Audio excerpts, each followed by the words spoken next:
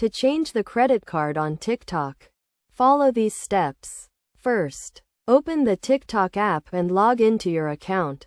Navigate to your profile by tapping the profile icon, usually located at the bottom right corner of the screen. Next, tap the three dots at the top right corner of your profile page, which will take you to the Settings and Privacy menu.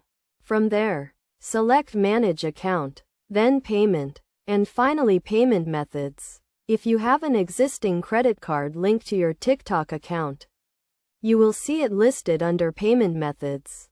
To update or edit your credit card, tap on the existing card, then select Remove or Delete. Once you have removed the old credit card, you can add a new one by tapping Add Payment Method. Enter your new credit card details, including the card number, expiration date, and security code. Make sure to double-check your information for accuracy. After entering your new credit card details, tap Save or Confirm to update your payment method.